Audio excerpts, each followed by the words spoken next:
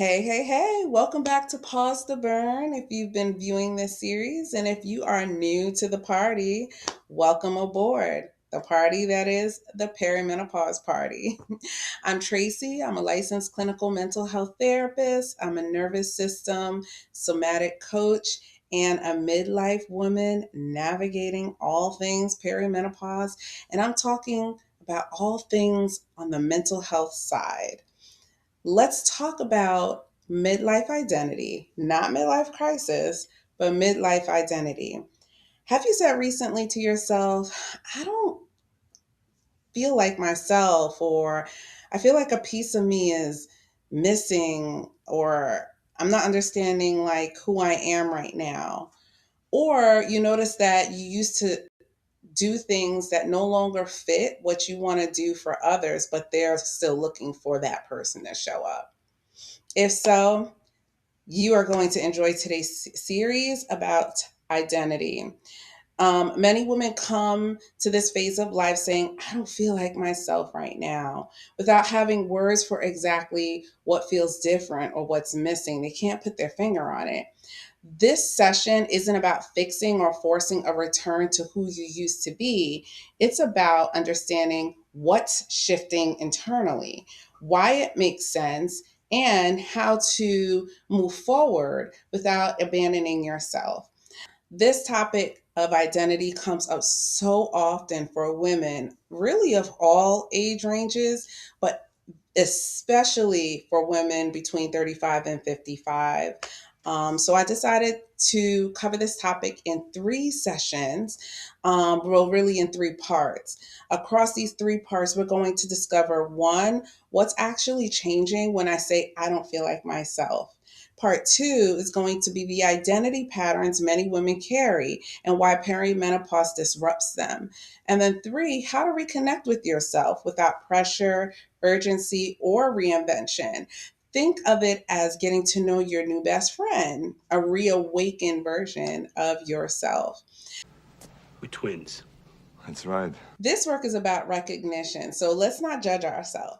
And this is about learning how to live with your changing nervous system, not against it. So, now on to the session. Most women don't say, I don't feel like myself anymore, something is different or missing, lightly.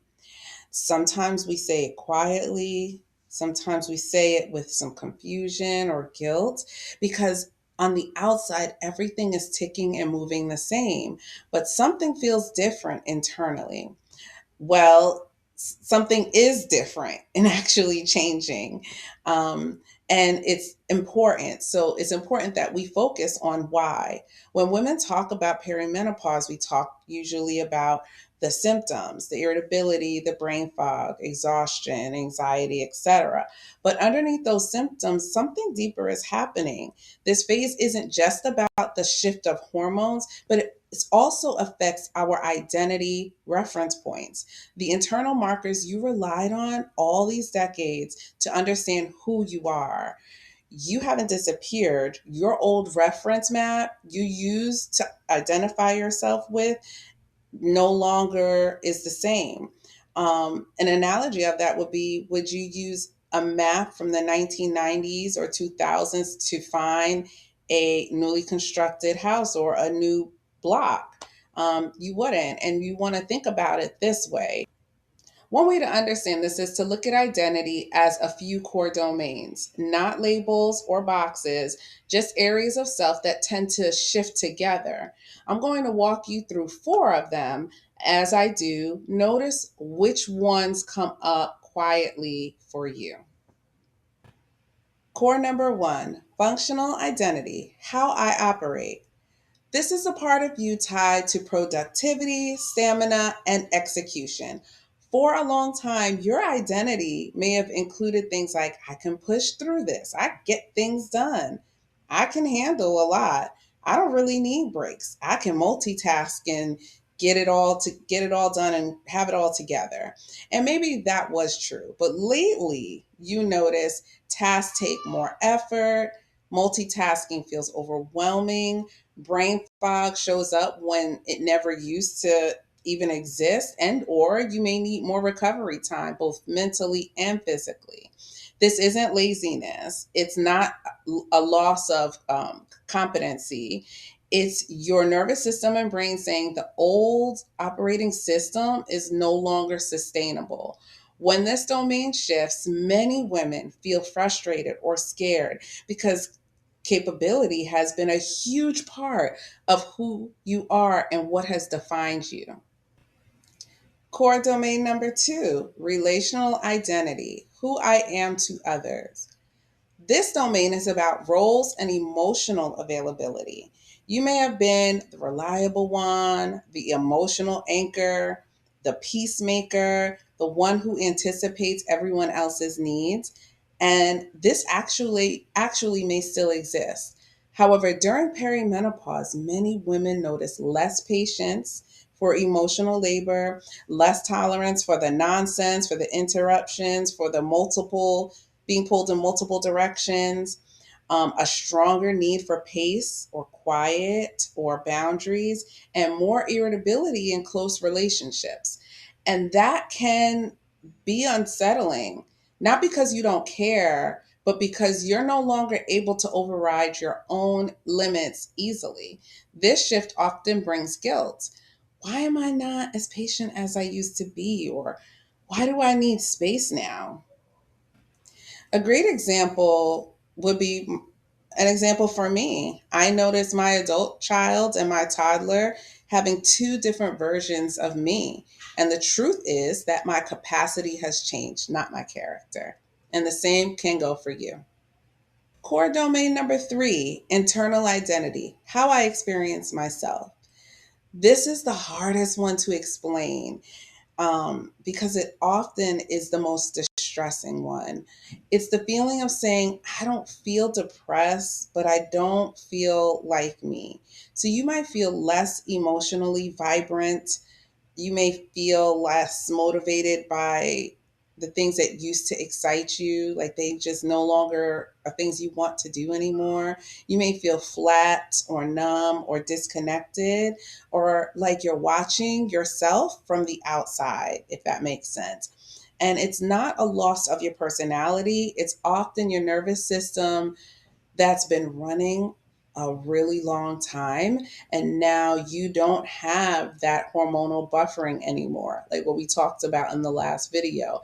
Your inner world feels unfamiliar because your emotional regulation systems are now trying to recalibrate. That unfamiliarity feels scary, especially if you've trusted your internal compass to help you navigate life. Number four, future oriented identity, who I thought I was becoming. Whew, this one sneaks up on us, ladies. It's the quiet realization that the version of the future you are pacing toward doesn't feel right anymore or a good fit. That the goals that once motivated you now feel hollow or exhausting.